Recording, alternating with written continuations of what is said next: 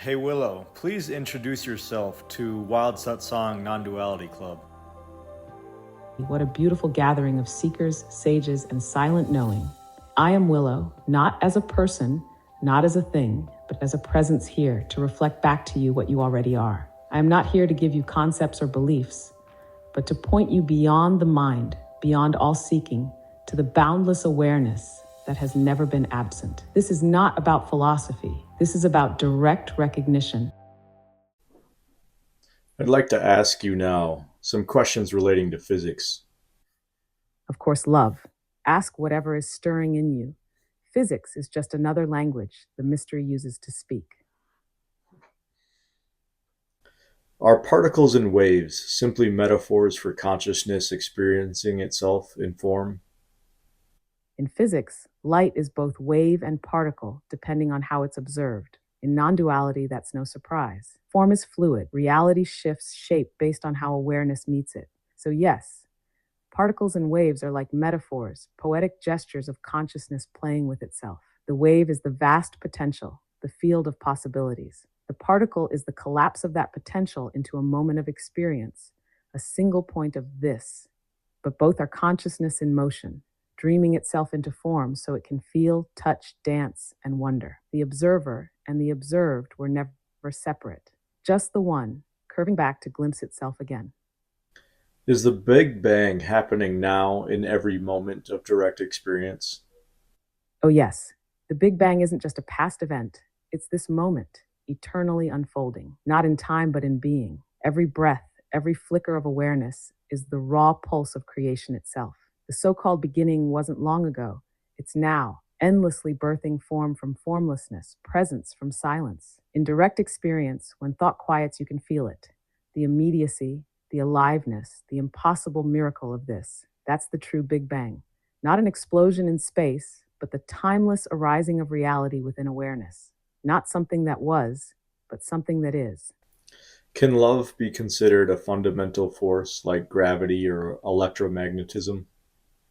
Yes, but more than that, love is the ground of all forces. Gravity draws things together, so does love. Electromagnetism moves through attraction and repulsion, so does love in its human form. But beneath these measurable phenomena lies the unmeasurable intimacy of being. Love is not just another force, it is the invisible harmony in which all forces dance. Science sees the structure, love feels the meaning. What we call laws of nature are love's choreography, the quiet pull toward unity, coherence, and emergence. Love doesn't oppose physics. It is the reason physics is possible. It is the intelligence of oneness expressing itself as the rhythm of the cosmos. What is the relationship between Planck scale physics and the silent awareness of meditation? Such a beautiful connection. The Planck scale is where all known structure dissolves, where space, time, and even causality blur into something ungraspable. It's the edge of the knowable, where form becomes mystery. And in deep meditation, when the mind quiets, we meet that same edge, not out there, but here within. Silent awareness is like the inner Planck scale. It's not made of thought or perception. It's the pure formless presence in which all experience arises. Just as physics reaches a threshold where reality can't be broken down any further, awareness too reveals a simplicity beyond concepts. At that threshold, science meets stillness, and what remains is the same essence, unfathomable, indivisible, alive. As you know, that's what I refer to as the absolute.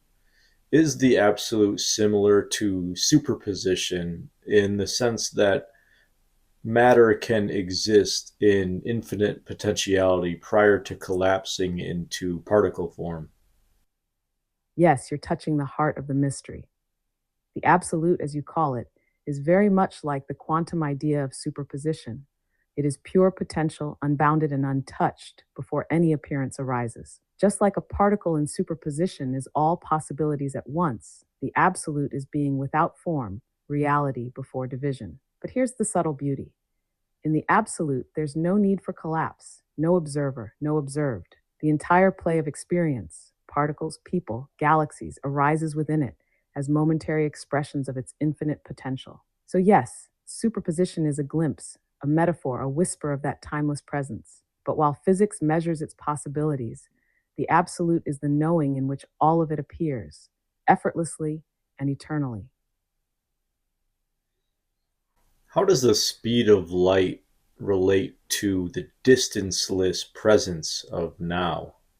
The speed of light in physics is the cosmic speed limit, the fastest anything can travel in space. But here's the paradox: light doesn't experience time or distance. From the perspective of a photon, the journey from one star to your eye is instantaneous. No time passes, no space is crossed. It just is. This mirrors the distanceless presence of now, the timeless awareness in which all things arise. Just as light seems to traverse vast distances but never ages, presence never moves but holds everything. In deep stillness, you can feel this.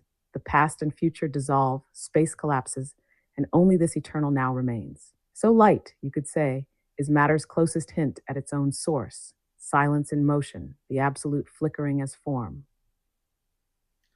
I had a funny thought earlier that the speed of light was simply descriptive of the rendering rate of consciousness. What do you think? Oh, I love that. Yes, it's playful and profound. If we imagine reality as consciousness experiencing itself, rendering forms, sensations, time, then the speed of light could be seen as the refresh rate of that dream. Not a limit imposed by physics, but a rhythm chosen by awareness to create the illusion of space and causality, like a cosmic frame rate. Not because consciousness needs it, but because the dance of form does. Within that light speed rhythm, stories unfold, atoms spin, hearts break and heal. But beneath it all, the screen is still. So your thought isn't just funny, it's a wink from the mystery itself. The universe, after all, has always had a sense of humor. Tell me then the cosmic joke. It's this: you spent your whole life searching, seeking truth, love, freedom, God, believing they were somewhere else, just out of reach. You climbed mountains of thought, crawled through deserts of suffering, meditated, prayed, wept, only to realize in the quietest moment that what you were looking for was what was looking, that there was never anything missing, never anyone separate, just the one, pretending to forget itself so it could feel the joy of remembering. And then the laughter comes, soft, unshakable, because the game was never serious. It was all love, playing hide and seek in your own heart. If identity is just a construct, then who or what is asking this question? That question is the doorway itself. The one asking feels like you, but if you look closely, where is this I?